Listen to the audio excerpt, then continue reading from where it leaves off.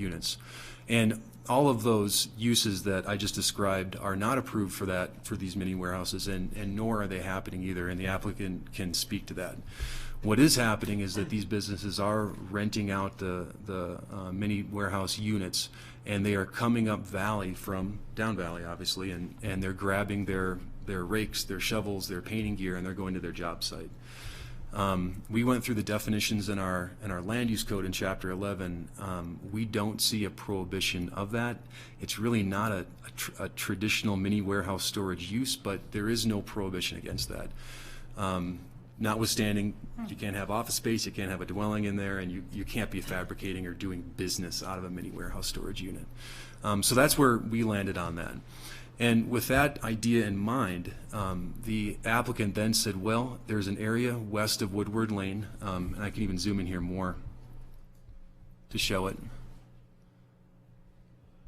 There's an area west of Woodward Lane right here where the applicant, or well, I should say that a leaseholder can basically buy up a space, and they can park their truck there, they can park their business vehicle there, or they could park a utility trailer, an enclosed utility trailer.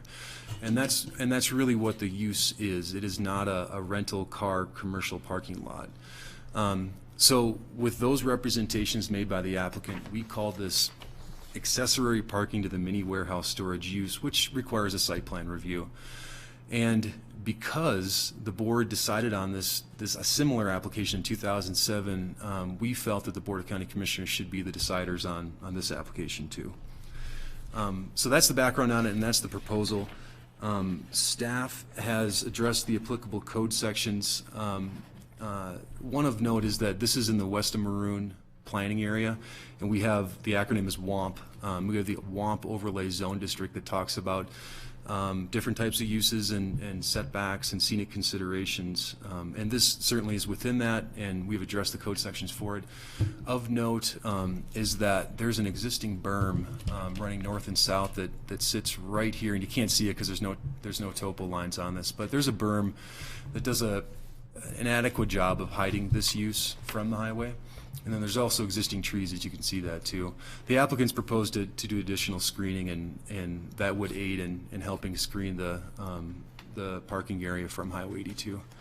The second thing I just want to note too is that there is a required 100-foot setback from the Highway 82 right of way, and that is required, and the applicant is aware of that, and they've shown us a site plan that sets back the proposed use 100 feet from the right of way, so we found them in compliance with that. Do you have a visual of that, where 100 feet would cut into that lot? At some point, we don't have to have it right now if you don't have it. Yeah, if you have 1 hour. our site plan will absolutely show that to you. Okay. Very clearly. And do we have the gizmo set up in case you I hope so. Yeah, let's get that going. Because I'm old school paper. That's what I was thinking. Can I? Okay. But let me see if Micah, is that pretty much your? It is. I just wanted to highlight one more thing quickly too, Rachel. The proposed use is for what he's representing to us, which is landscape companies, property management companies, or a painter who might do this. We tried to limit the type of equipment or trailers that could get stored at the property. So we took a stab at language.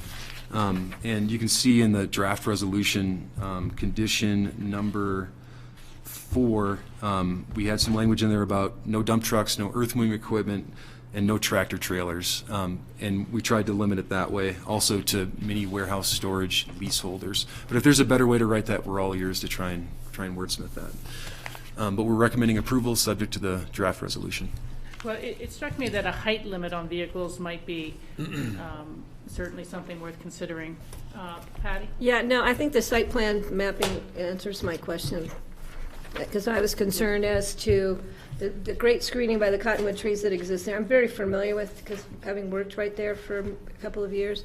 And just the way that it's located in here, I think addresses the concerns that I had, which I think Alan will talk about. Yeah, I'll walk you through the site plan. Thank you. And give you a sense of how well screened we think it is. Great. Any further board comments or questions for Michael first, and George? Michael, how many for leased parking spaces are there in the airport business center? In the airport business center, Or is this, I this don't- is not part of the airport business center? it's not. No, It's it's separate, but it's adjacent to the airport business center. that's correct. So how many leased parking spaces are in the airport business center? I don't know off the top of my head. How many leased parking spaces are in Picken County? None to my knowledge. None to your knowledge.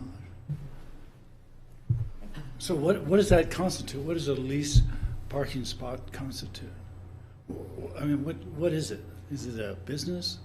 Could somebody buy property in Picken County and lease parking spaces on it?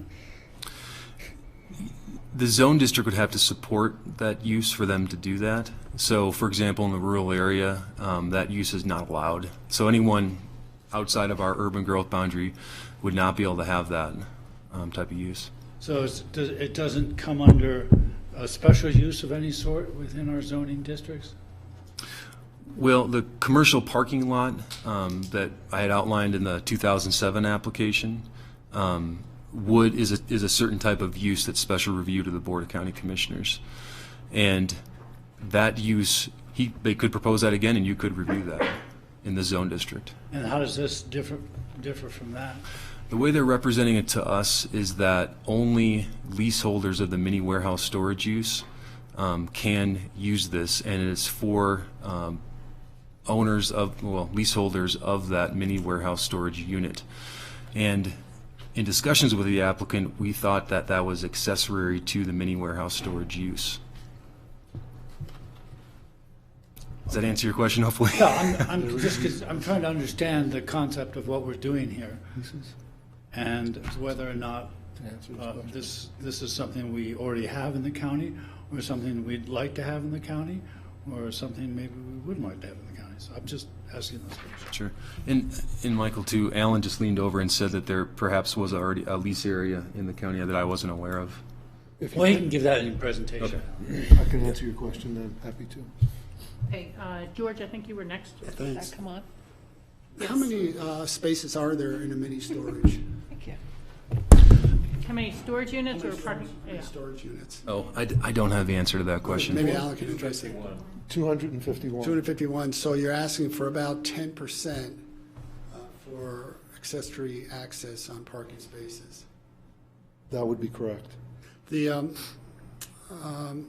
maybe not in general, but mini storages sometimes have outside storage that they rent out for vehicles. But in this case, this particular mini storage doesn't have any outside storage spaces. Not to my knowledge, but we could ask the applicant that. This will be the first. Okay, and If you'd like to, why don't you have him come up, Alan, because the speaker situation, you're going to have to keep coming back and forth to a speaker if you'd like him to answer questions. John, why don't you come on up? Just pull up another chair there. There you go. Right there. On the question whether there are parking spaces in the mini storage area before implementation of what we're trying to get approved today, there are aisles where you drive in and drive out, and people are presently parking in those aisles. So in that sense, we have parking spaces, but they're parking there because temporary. we're awaiting, hopefully, approval of this plan. They're typically painters or people who live far away from Aspen, drive in, open their unit, get the paint cans out or whatever they're going to use that day, and go on into Aspen. And it avoids towing a trailer all the way down valley. If they have a trailer, they'll park a trailer. And so that's happening now, but they're all jammed into the driveways that we have in the area. That answer the question, or? well, that was one of them. The other question was, so you don't currently just lease outside space for storage, whether it be a boat or RV? No. Well, Yeah, we would lease parking spaces, and typically a customer who already has a unit in the center would park a trailer there. He'd come home from work in Aspen, come in, park his trailer, and drive on home. No, I'm sorry, maybe. Is that currently happening, or? That's currently happening, but they're parking in the aisles, not. The parking in the aisles. Yeah. There's no Okay, current allowed. but you're not specifically leasing spots.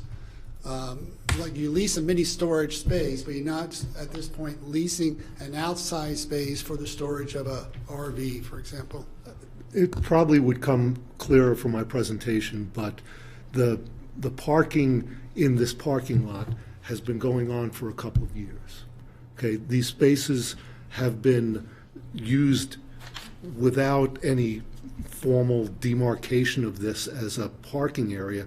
It simply has been used by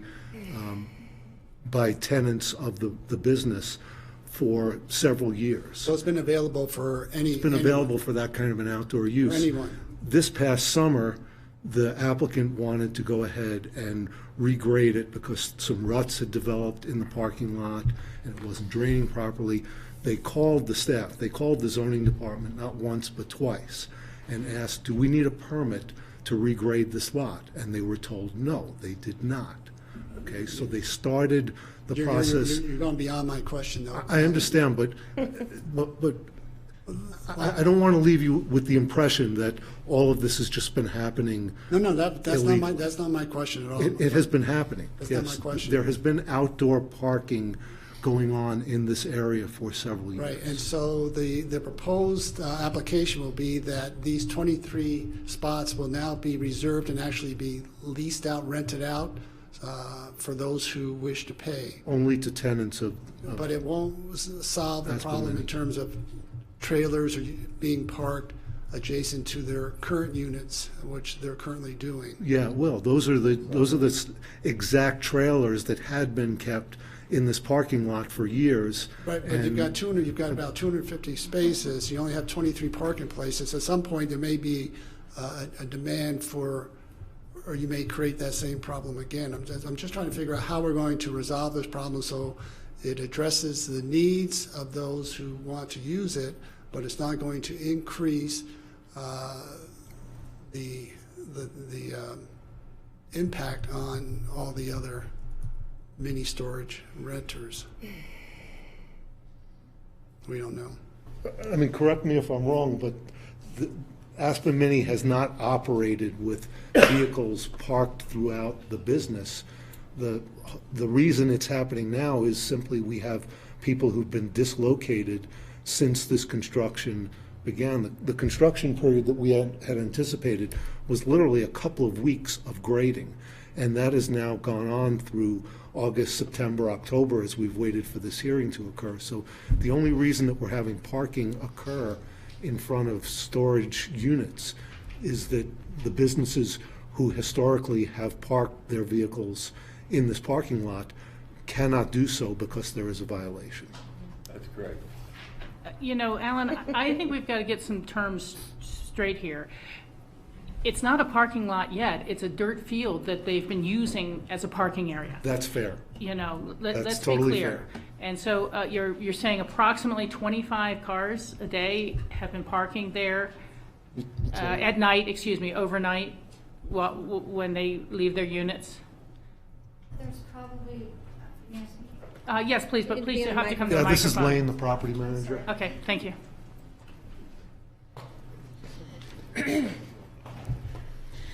okay, so to answer your question, those vehicles that are parked down amongst the units are not blocking any units. We've made that very accessible for all of our tenants. The vehicles that go out every day, such as Mo Inc. with his items, Carrie Devers with 10th Mountain, their property people go out every day, the painters, the landscapers. We've made sure they're parked at an angle so that they can get in and out every day. We have some trailers that have been there and parked there for a considerable amount of time, and they rarely move. So all of those used to park up on the dirt area which I acknowledge was not a bona fide parking area. But since we stopped the work, we had to move them down amongst all the units, still making sure everybody could access their units, still making sure employers could go in and out every day. The actual use is probably 15 vehicles that have been parked up in the dirt area in the past. Those are all now parked amongst the units. They would go back up into the parking area once it's finished. We would not allow anyone to come on, even though we have 251 units, we wouldn't allow more than what we have room for.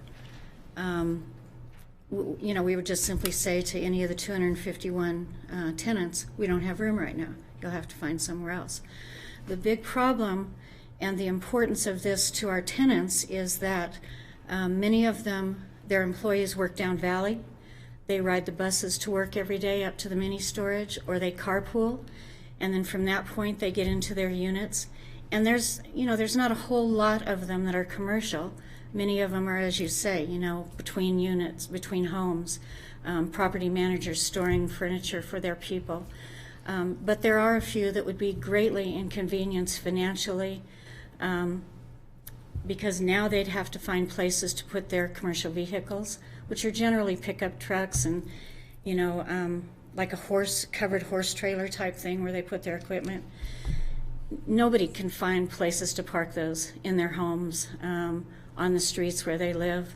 Most of them live down Valley, as I said, so they ride the buses or they drive up here every day. They get their equipment out to service the Aspen Snowmass clients that they have. They come back at the end of the day, they put their items in their units, they get in their vehicles or they get on the bus and they go back down Valley.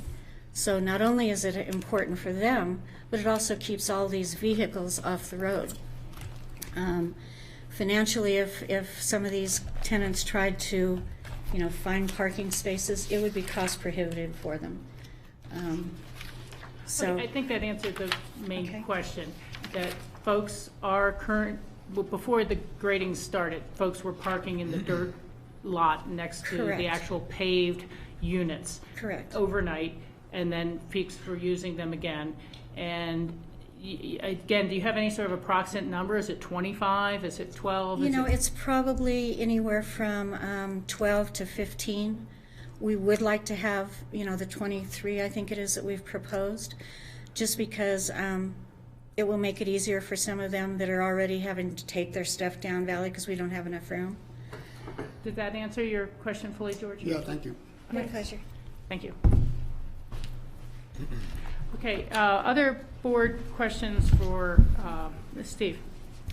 Not for Alan, but for our staff still. Oh, no, this is a question for the applicant. Okay, we'll wait till after they've made their presentation.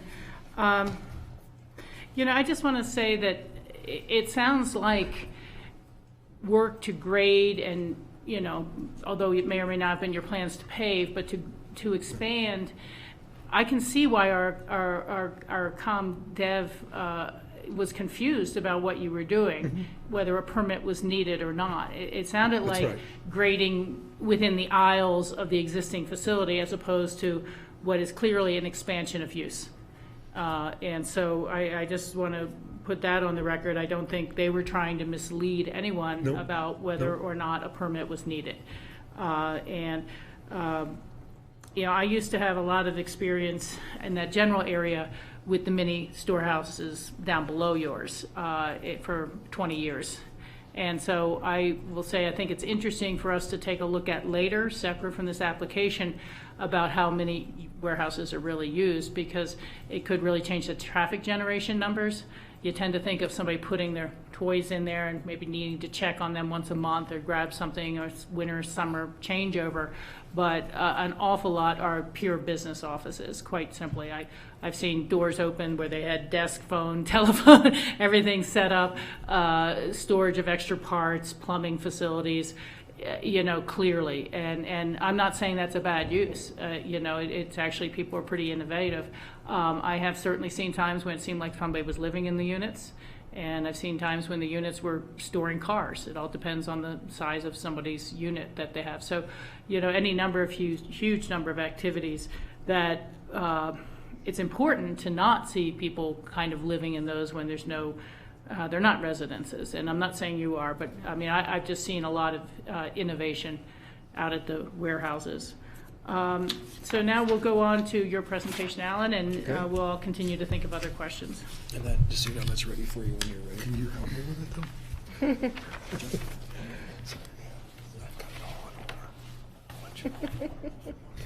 though? Okay. My associate, Mr. Freeman. He's your IT guy. Absolutely. So for the record, I'm Alan Richmond. I'm representing the owner of the property, who you've recently met, John Clark of Old Snowmass, and also Lane, who is the property manager, who you have also met. We're very appreciative of staff's support of the project. We're very comfortable with their recommendations. We're not going to be raising any issues with the conditions in the draft resolution. So all of that is just fine. This aerial photo is in the application. You've been seeing something virtually identical to it. So you've been introduced to the storage warehouses and to the area in front of the storage warehouses, which is an undeveloped frontage, never restricted in any way when the warehouses were approved for development.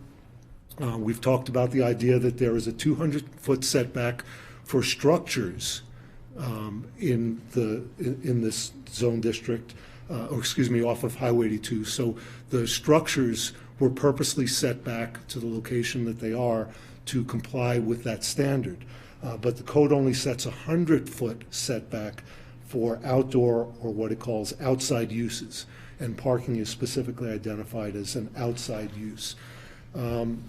It might help if you put up the next one, which gives you some sense of the frontage of the property as seen from Highway 82. No, the pictures. I got to train my assistant a little bit. Got to pay him more. Good point. So that's a look across Highway 82 from the airport side, looking into the property, and you're looking straight at the berm. The berm is about 10 feet in height. You can see the person in front of the berm walking on the bike trail, so you get a sense of about how much taller the berm is than a person. The structures that you're seeing just poking through would be the mini warehouses back behind it. So the area behind that berm is the location of much of the parking that we're talking about. And then if we can show the next one, which goes a little bit further down valley and gives you a sense of the cottonwood trees that Patty was mentioning. Now you see the berm has receded a little bit further up valley, and you get a sense of the screening that's afforded by the existing mature vegetation. You can actually see a vehicle, which I believe is along Woodward Lane, or might be in the parking area, I'm not sure. But you can see through to a vehicle behind, so you do get a sense that there are a few penetrations up on the down valley side, basically, of the property. Let's put the site plan up. So the intent of this proposal is basically to use a portion of the undeveloped area for parking. And in essence, we have identified three clusters, if you will, of parking. And I'll just kind of point to them. So. Yeah, can you orient us first? Where are the existing rows for the mini storage? So the warehouses are right here. This is Woodward Lane coming off of American Lane. So you come into the business center, you come down American Lane, you make a turn on Woodward Lane, and the mini warehouses are here. Okay. So we've basically identified three clusters of parking. There are 8 spaces identified in this cluster. You see they're basically pull-in spaces right off of Woodward Lane. Those all exist. They have existed for at least 3 years, and parking has been going on in those spaces for that amount of time. So there's 8 in this area. There are another 2, 4, 6, another 7 proposed back behind in this location. So Those would be directly behind the berm. The berm that we pointed out would be these contours that you're seeing here. So those spaces and the spaces that you pull into off of Woodward Lane are all visually directly behind the berm, and we don't believe that they'll be visible from the highway in any way, shape, or form. And then there's a third cluster here of 5 spaces, and they're in the area. The berm is basically tapering down, so the berm kind of tapers down from 10 feet down to about 4 or 5 feet in this location, and then the penetration that you could see is at the very end of the property. So there are 5 more spaces identified in this location. And you can also see proposed landscaping in the area. So we've got some evergreens that we're proposing around here, and then some deciduous trees that we're proposing in this location in an effort to further screen that from view from the highway. You also see proposed landscape islands within the parking, so that we're not just looking at a straight shot of parking, but that there is some green space there. Yes, George? Yeah, George, thank you. So, as you showed in your previous slide, Alan, for that third pod, Yes. You showed cottonwoods that were helping to screen. Right, that's this group of cottonwoods that Of you course, see there. that was when they were in full foliage. And, Yes. and 6 months a year, they won't be in any foliage. So what sort of presentation will that? Well, as I say, the berm doesn't entirely disappear, and maybe I should go back to it. Yeah, but it's a little deceiving because you've got, it'd be nice to see a winter shot of that with all the foliage down. Yeah, we did take that this fall. This is a little bit better sense of the berm. So you can see the berm is tall here, and then it tapers down. So it doesn't disappear in this area, because the area that you're talking about would, in essence, be about here. So there still is an existing berm in that location. It's not a 10-foot berm. And what we're proposing in this area is, starting to get a little bit better at this, Mike. I can almost do it. So you see these 4 trees are all evergreens. So we are proposing year-round evergreens that would help in terms of filling in that gap. What size would they start at, those evergreens? We don't have them spec'd. I mean, 3 feet, No. 10 feet? You even have a thought of what we would spec in there, probably in the, Probably more, like maybe 6 feet or so to start, unless, you tell us something different. Also, between the trees are big dogwood trees. in addition to You need the microphone if you're going to speak. Sorry. I'm sorry. In addition to the evergreens that we're proposing, you see other proposed dogwood trees that will be going in there, along with grasses and flowers. So, there's going to be a lot going on in there that will make it, more enhancing and cover the area from the highway better. Just me looking at it, it does a lot for along the trail and the entrance to the Airport Business Center, but this is a huge stretch where there's nothing. There's no new plantings at all. And I'm kind of wondering why we're not seeing some evergreens across the broader area. only because the area you're pointing to is directly behind that berm. So in terms of visibility. Can't see over the berm. My perception is that it's more than just driving by at that point. Can you see over it when you're on Owl Creek Road? Yes, you can.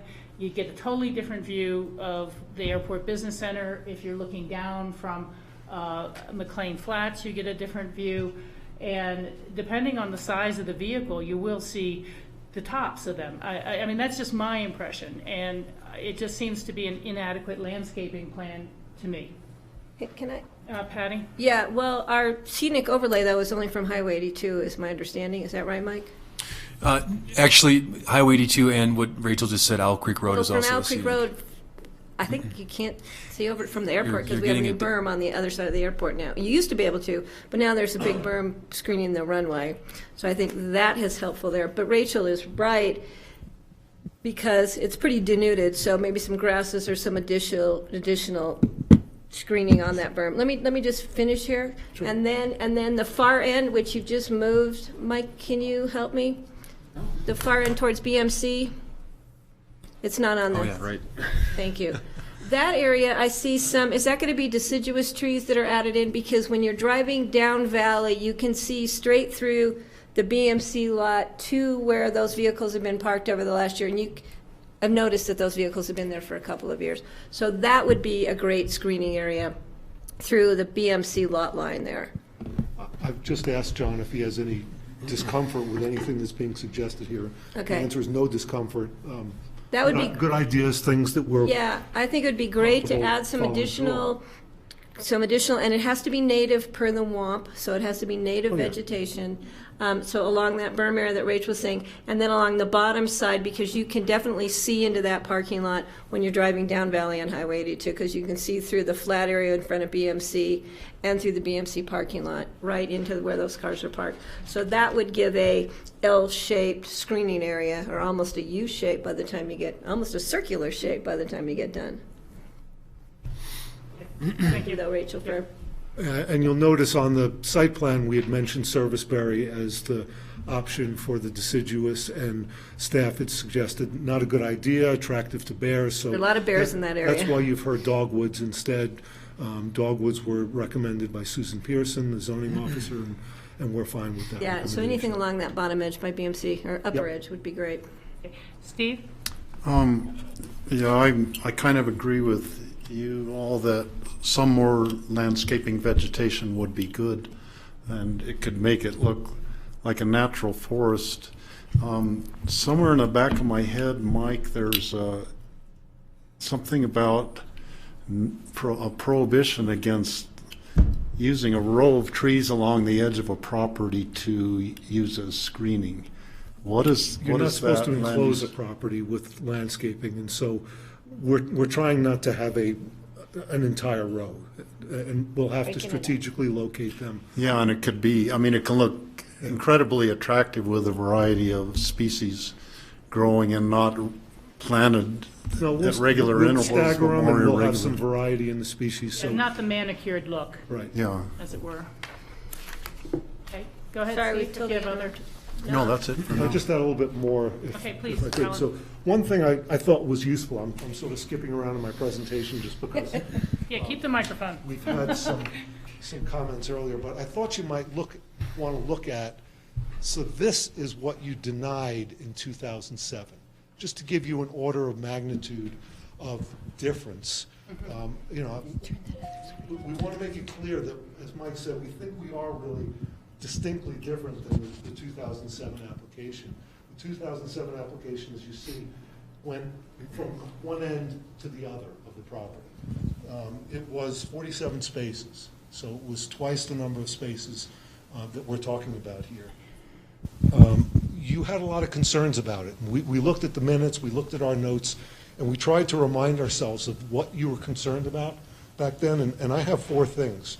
You were concerned that the ABC in general had a lot of traffic in it, and you didn't want to be drawing a lot more traffic into the Airport Business Center. You were concerned about our concept of intercepting commuters in this 47-person lot. The 47-space lot was basically, just as Mike said, it was for overflow storage of rental cars from the airport, and then we also thought there might be month-to-month rental of spaces to commuters. So entirely different use than we're proposing here, but the comments that the board made were, this is not where we want to be intercepting commuters. We want to be intercepting them at Brush Creek or down Valley, not at the Airport Business Center.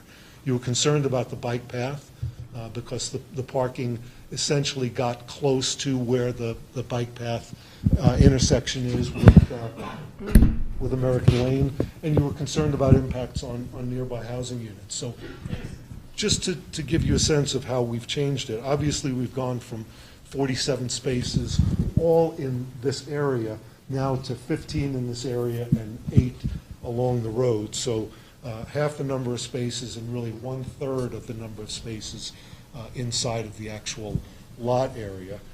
As you can see, we've modified the design quite significantly. We've really tried to focus the parking in the area behind the berm, and we've tried to create a much greater setback from American Road. We heard loud and clear the concern about how close we are to American Road and to the bike path in that 2007 application. And as I mentioned, the use here is entirely different. So we're not looking at dragging new traffic into the airport business center. We have represented and we accept the condition that says these can only be used by tenants of this facility, and we're comfortable with however you would like to see that enforced. But clearly we understand that, and we understand that need. And Mike did ask us to look at the West of Aspen master plan, that affectionately called WOW. And I'll just read one sentence from it.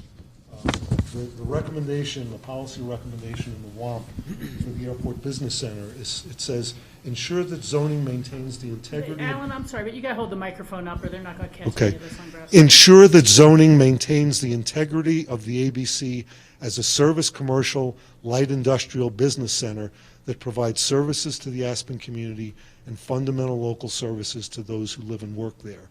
And we think that that's exactly what this is. This is a support service for our service commercial community. We do have, as you've heard, we do have numerous tenants at this facility who are service commercial and light industrial businesses. They provide the kinds of services the Airport Business Center is all about. I think, well, we had a couple of them in the audience. I think we have still one, and they'll represent to you how important this is to them. So with that, I think I will stop. Okay, well, given consideration of people's times, I'd like to open the public comment section now. You've heard most of our questions, and then we'll bring it back for greater board discussion. So if there is anyone here from the public who would like to comment on this, now would be the time. Okay, please just come forward and use a microphone. Identify yourself for the record. Greg. Hi, excuse me. My name is Greg Long, and we have a company. My wife and I. My wife's Robin Riggs, and we have a company called Riggs and Associates, and we've rented space at the mini storage for over 10 years now. Currently, we have 2 units, and we rent 4 parking spaces. Our business is a landscape company. We store all our material and our equipment in the storage units, and we use the parking spaces for trailers that we have, and we have trucks. We do not use the storage units for office at all. We have an office over in the ABC. We have 15 employees currently, and we've had as many as 20 plus, depending on how much work we have. We've incurred, because of the situation here, the bus stop that's just down the road, we've encouraged our employees to bus it up the valley, and most of them do. A few of them carpool still. But it's a good situation for us. They get off the bus, they walk over, grab the trucks, we load the trucks up, and we go. We are off and running by 8:30 in the morning every day. If we were forced to park off-site down valley, and we've looked in the last couple months because we haven't been able to park efficiently, we've looked for other spots. And they're just not available. There's 1 or 2 spots here and there, but for what we need, there is nothing available for us down valley. And by having to go down valley, well, we're increasing, as Rachel said, the amount of traffic that's on the highway. And as Lane said also, we feel that we have 4 trucks. By eliminating the traveling up valley with 4 trucks and all the employees that come up valley, we're probably eliminating between 10 and 15 car trips up valley every day, and at the start of the day, and 10 to 15 car trips going down valley at the end of each day, which I think is pretty important. The parking for us, obviously, is pretty important, and if we lost that ability to park, it would change a lot of what I just said. Maybe our employees would have to start driving, because maybe if we found a parking spot that we could use, or a facility that we could use, there wouldn't be a bus stop nearby, that sort of thing, and that would have to happen down the road. I couldn't, say definitely that would happen, but we'd have to make some changes. right now, I think this project is a good amenity to the ABC, and it's a great amenity to the people who conduct the small businesses that conduct their businesses out of the ABC. It's hard to run a small business in this town, and it's whenever we can get things like situations like this, it's a good thing. So I encourage you to please pass this project. Thank you. Thank you for your comments. We Thank you. appreciate that. Is there anyone else here who would like to speak to this? Certainly, you're welcome. Just hold the microphone real close. When you talk. My name's Lane, and I'm the general manager at the site. We had a couple of other tenants who were here to speak, but they had to go back to work. Most of our tenants have been with us a long time. Greg, 10 years. We have majority of people anywhere from 5 to 15 years are longtime tenants. So I wanted to talk about a couple of things. Number one, to reiterate what Greg says and what I said earlier about this really impacting these small businesses.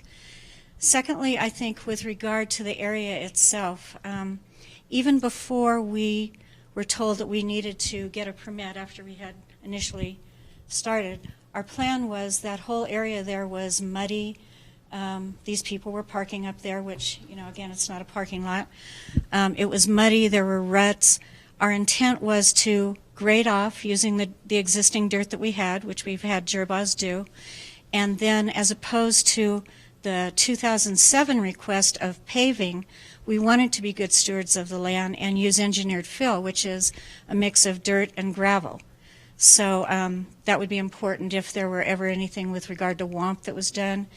And again, just to be good stewards. And that was planned and that was in the works before we even knew that we had to check with you folks.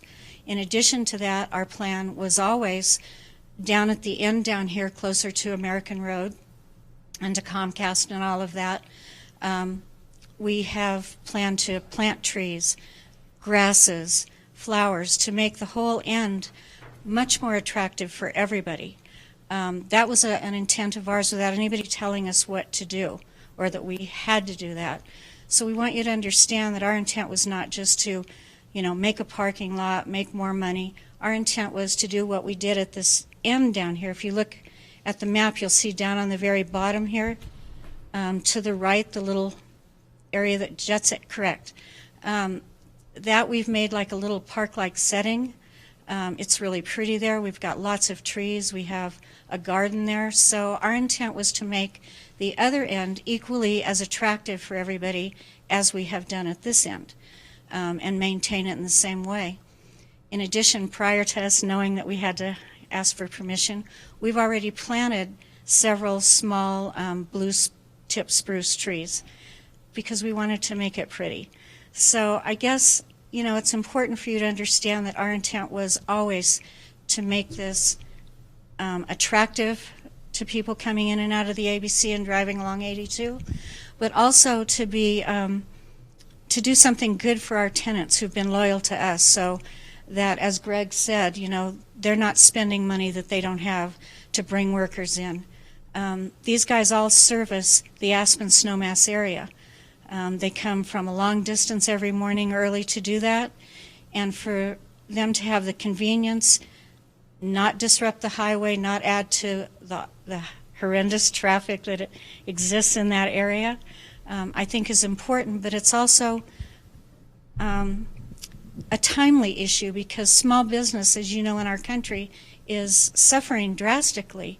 And so if we make it harder for these guys to do business here and we send them down valley, even if they can find a place, now we're taking business from our area and sending it down valley. So there's a multitude of reasons that I think this is important for you to consider and understand really what we're trying to do.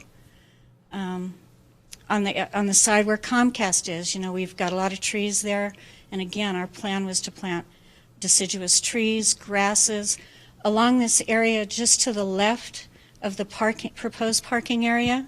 You had asked earlier about, well, what's going to happen in there? Our plan all along was to put grass there and to make it pretty. Even though you can't see over the berm, when people come in, we've made a lot of changes to the mini-storage to make the mini-storage itself look attractive and not like a prison, you know, a bunch of flat buildings and gravel. So we've done a lot of work to make it a nice area, and that whole area is planned to have grasses. But if there are additional things that you think we should do to make it even more attractive, we've always been open to that. So Thank you very much for your comments. Thanks, Lynn. Is there anyone else here from the public to say a word to the board or anything? Okay, if there's not, I will close the public hearing and bring it back to the board. George? Mike, maybe this is already taken care of by our land use codes, or it doesn't need to be addressed in one of the recitals, but I don't see anything about lighting. So lighting is prohibited. Do we need to put that in the recital, or is that already addressed in a code? I have not addressed it in a recital in the board resolution, and we could, if the applicant's amenable, I think that if there was a prohibition on night lighting, that'd be okay. I think staff would be supportive of that. If they need night lighting, then that has to be done in a certain manner and in compliance with our code. And we have no interest in introducing night lighting, so So let's put we'd it be in there. happy with a Okay, so we would want to see negative that in as a condition of approval. And then the other question is on item number 4, when you talked about only vehicles and utility trailers are allowed, do we need to put a length on utility trailers? I mean, they can run anywhere from 6 feet to who knows how long. That's a good point. Actually, Suzanne and I talked about that same idea, and then Rachel brought up the height too. There would be opportunity to hone in on that condition if we wanted to, and I don't know what an appropriate length would be. Maybe we limit it to a single axle. I don't know, but we're open to trying to make Do it. we have an example of what's currently being parked out there by some of the businesses, either from your business, Mr. Long, or? Most of the Yeah, come on up for a microphone. Sorry about that, guys. It's our temporary room. Most of the people who have trailers there, they're towing them with their pickup trucks or an SUV. They're not big trailers. And it's what you see, maybe a lot of these box trailers that you see are, I have to guess, 20, 25 feet long at the most. They're not huge, not like a moving van or something like that, or a semi-truck, you know. I think they're probably smaller. Yeah. Pardon me? I think they're probably smaller than even that. Yeah, but the trailers that we use we have one that's about 12 feet long and the others are smaller.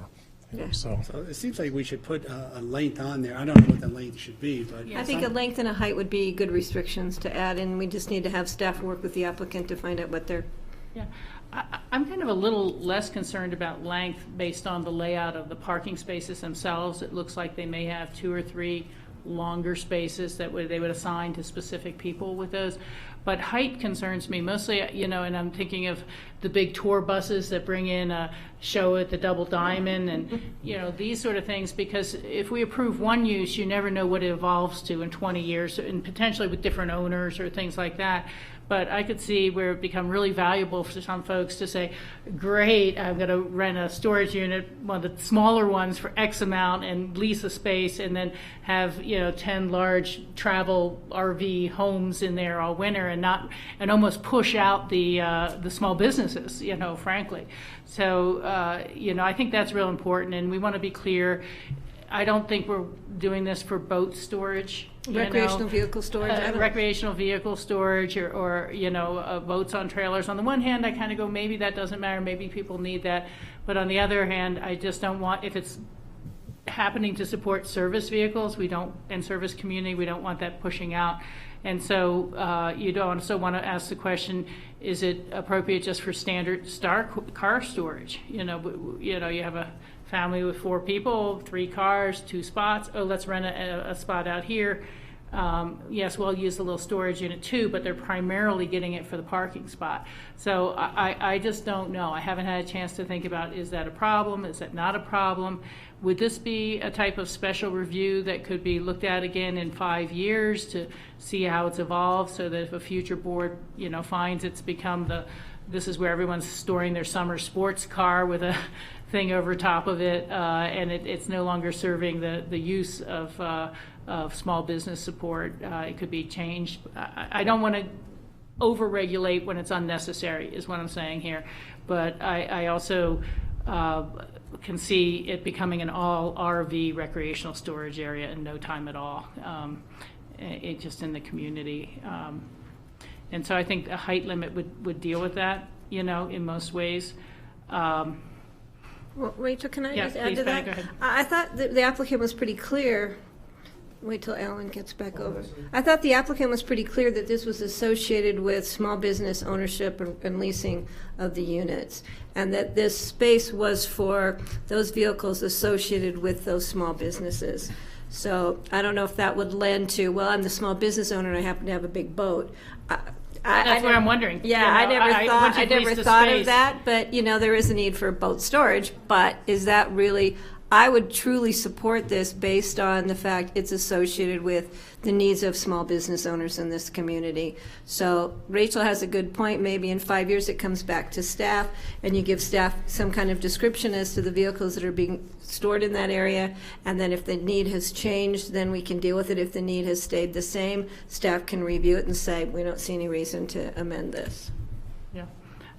I don't have a problem with that. It allows them in the future, if their need changed, to come back and ask for that. Yeah, I just don't think we wanted to become a car lot, while people are deciding what they want to do with their third car or something like that. The other thing I'd like to just bring up, I really appreciate that you're discussing a permeable surface for this.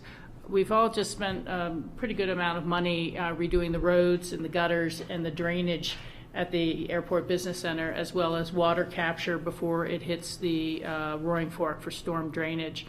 And so if you're talking about a engineered fill that's a permeable surface, or the type of grass pavers or something like that, I think that would be very important.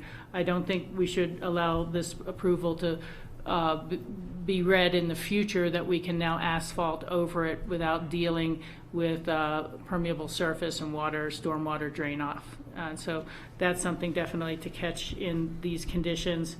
I think, for me, I would suggest that we consider that a landscaping plan acceptable to the Community Development Office would suffice for this meeting. I don't think we're going to sit here and draw where there needs to be trees on there, but I think there needs to be more landscaping than is currently shown. Certainly some evergreens mixed with the deciduous. As Steve has pointed out, we don't want a line or a wall of trees or anything like that, but just something that doesn't totally lose all its leaves in the winter. That the landscaping be irrigated until it takes, and try to look for a 5-year window on that trees that die within the first 5 years would be replaced, and that they would be maintained and irrigated. The items that George mentioned, no night lighting at the facility would be very important. I'm going to make 3 other comments and turn it back to the board. I appreciate you guys letting me go on. I'd like you to look at and consider, and certainly not put it out there as any sort of condition of approval, but the concept of any sort of on-site recycling. I know that from my experience doing advertising distribution at the other warehouse down there, an awful lot of recyclable materials get thrown straight in the dumpster just because there's nothing there. And we would tend to load up trucks at the end of a given season and take them straight up to the landfill, but we saw an awful lot of other people who would just massive quantities of, and you understand when people open up their new boxes of the things that they need for their business, and all the cardboard just goes into the dumpster. And so again, I don't know that it'd be appropriate to make it a condition of approval, but I think it'd be really good to start looking at recycling opportunities for your clients. And then the last thing I'd say is, I live over at Hunter Creek, and that road, I believe it's Lone Pine, has up to 72-hour parking, and every night that loads up with service businesses parking their trailers, their trucks, caterers, landscapers, painters, plumbers, everyone. It's a de facto overnight parking. A lot of people come in there and park and then take a bus into town for a business, but It is, so I'm very familiar with the need. I really applaud you for recognizing the need and trying to find a way to address that, because I have no idea how long the city would allow that to continue. I've never complained myself, but it takes away overflow parking for any sort of residential neighborhood use there. It's just all service businesses very frequently. And so again, we have to come back to this question as the board in terms of what sort of conditions do you know, or you will have it being snowmobile storage on trailers for 2/3 of the lot, and then boats for the other third, and snow, you know, water jet skis. Yeah, there's a lot of unmet storage need, I think it's fair to say, in our community. And so we have to find a way that it fulfills the intention of the application and the intention of the board to help continue to support small businesses. So I'll just leave those comments at that. And I'm sorry, we're going to be talking about it at the board here. If we have any questions, we may get to at the end, but I'm not ignoring you. Patty? Yeah, you did mention, and I see there's a letter from John McBride saying he has no concerns or opposition. Help me with this, Alan. For the rental car lot, he did object to that, is my remembrance. So I was really glad to see this letter from John in here, that he sees the difference, understands the difference, and approves of this. The other thing I just wanted to add is, in looking at the list of current tenants that are using this, 2 of those businesses happen to live in my neighborhood area, and one of them specifically at Smuggler Trailer Court. And I've really noticed the difference with his service vehicles not having to come in and out. They come in to David's home and they check it. They used to come in every day, the landscaping guys, with their trailers and their trucks, and we haven't seen that. It's reduced congestion, not just in our homeowners association, but in the neighborhood and coming up and down through town, and I think that's huge. The other is a painter in the area, and his service vehicles are now don't need to be parked in the neighborhood up above us, and I've noticed that his service vehicles aren't coming through town and in and out of the Smuggler, base of Smuggler neighborhood, and that's, you know, every little bit helps. And I think every little bit helps on the highway. And I think that I know the landscaper, his business, a lot of his employees like yours come and go on the bus. It's just easier for them, or they carpool. And it's nice, though, that now to know that they're actually, we're having people use the underpass at the airport to get on and off the bus. Makes you feel good after putting that underpass in. And so I'm very supportive of this, and I think that adding the landscaping there will improve what exists now. So I think it's a benefit in many ways. Okay, thank you. Steve? Yeah, I agree with all of these comments. This is providing a tremendous service to these small service industries and also to the general public. There are still a large number of landscaping trailers and different things being dragged up and down Highway 82 every day. And during the NASCAR rush hour time, when everybody's trying to beat everybody else, some of these units will be driving by and, you know, waving in and out, pulling a trailer sometimes. It's very dangerous. And to have them be able to leave them up here by the Airport Business Center is a tremendous asset for the community. And it appears to me that we probably could use more of this kind of a parking area. In fact, the Buttermilk parking lot we found out is being used like a staging area for just these sort of operations by some companies, using the Pitkin County parking lot, even though they're not supposed to be using it for that. And I hadn't known that about along Lone Pine Road, but that doesn't surprise me with the 72-hour parking over there. So yeah, I have no problem with this. I applaud John for wanting to do this, and the plan looks attractive to me, and all I would say is I'd like to see some more landscaping put in. George? So what I'm hearing, Rachel, is some additions to these recitals. One is to add a recital saying no night light is allowed, landscaping designed to be worked with staff, addressing the concerns that you've heard. Spaces can only be used for business purposes, not for general storage.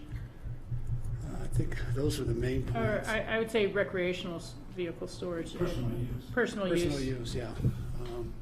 Other than that, I agree with the comments. I think this, I like the pod concept in terms of breaking up the parking. I like the idea that there's going to be less traffic, trailers and trucks, and hopefully even vehicles going up and down Highway 82.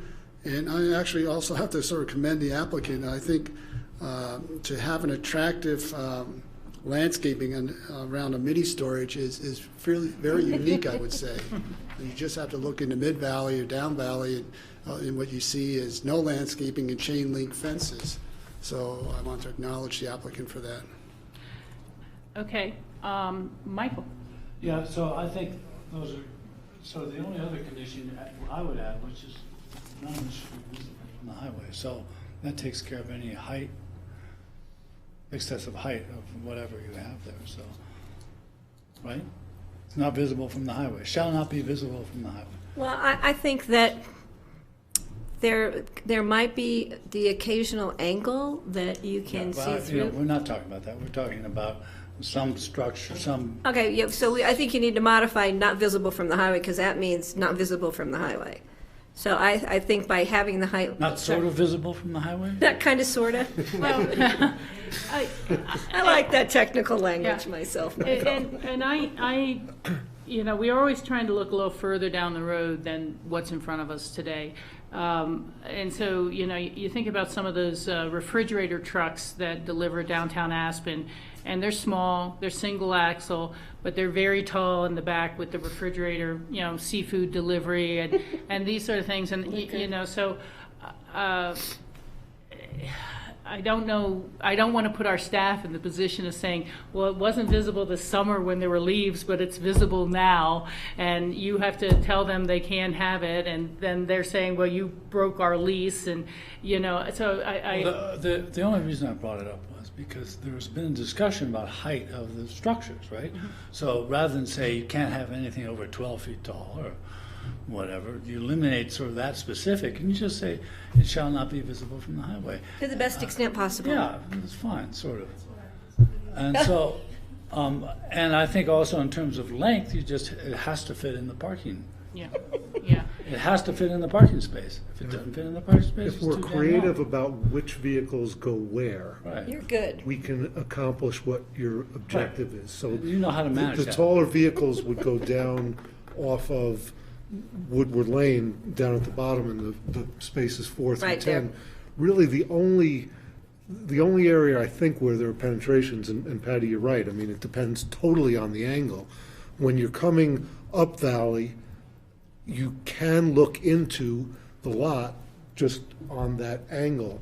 And well- we're gonna screen it, we're gonna lessen it, but short of putting a fence up, I'm Yeah, not no, gonna no. eliminate it. You know, Well, we don't- and it's also So- when you go down Valley, Allen, and you're looking On the across the BMC. BMC. The road. end, exactly, that was Right. gonna be the And so second point. So you- it is all the angles. Looking at it straight across, you're not gonna see it behind that berm. I think we got it Okay. covered. Well, So, I will To the accept maximum extent Michael's possible, I can live with. comments and description of the visibility. And, you know, perhaps we say related to the highway, especially concerning height, something like that, so that. To the best we're- extent Yeah, possible. to the best extent possible, so that future boards know what we were trying to get at. And I believe the other condition to check in with the board is that it shall be a permeable surface, or, Yeah, I think they've already demonstrated that that's the kind of surface, but it doesn't hurt to put it in there so anybody in the future can read We don't that. wanna pave it. yeah, so that it will be a permeable surface to deal with the storm runoff issues. And then that the landscaping would have a 5-year window for maintaining and replacing anything that doesn't take the first year or two, something like that. If all the trees died for some reason, you'd have to replant. So we're hoping you'll And irrigate well. We've decided that 5 years isn't applicable to our environment timeframe. Yeah. Okay, are there any other board additions to the resolution? Would you like to make a I motion, would like to Patty? make a motion, having seen this application kind of in a different light, an application to approve, where is the reso for the exact language? Approving the Aspen Mini Storage LLC site plan review for accessory parking. Is there a second? Second with all the With all the amendments, yeah, Yeah. that's a given. Thank you. Very good. Is there any further board discussion?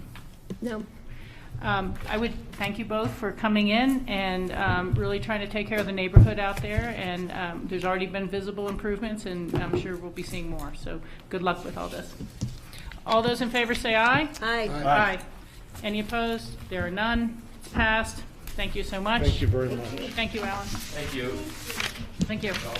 Okay, we would now go into board open discussion. Are there any open discussion?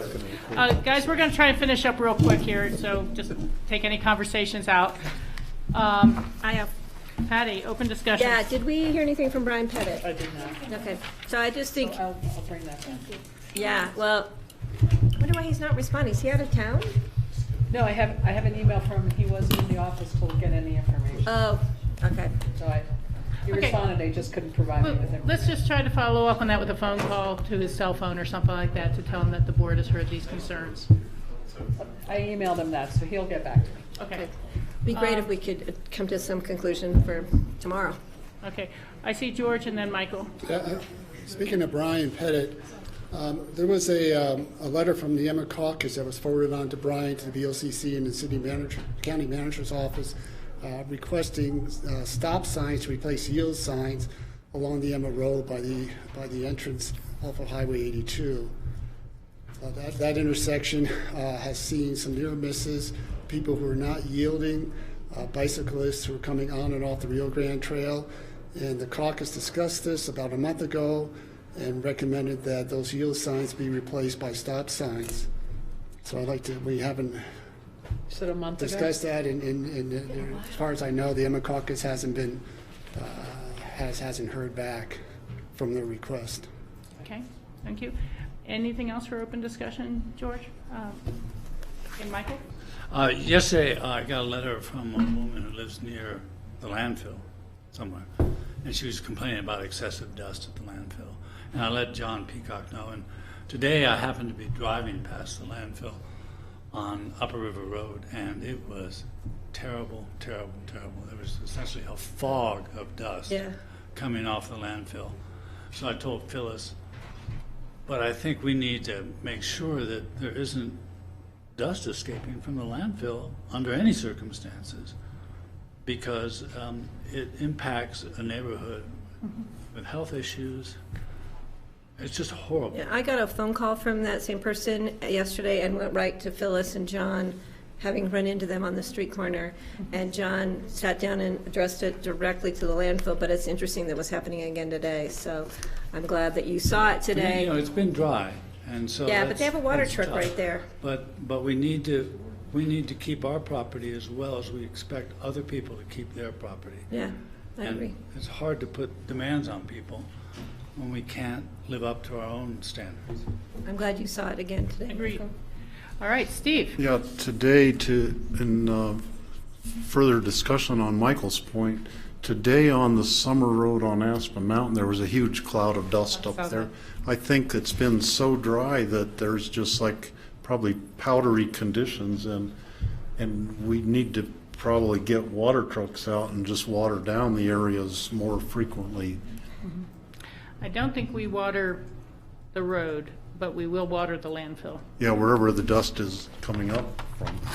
Yeah. as best as we can. Okay, do we have any other open discussion items?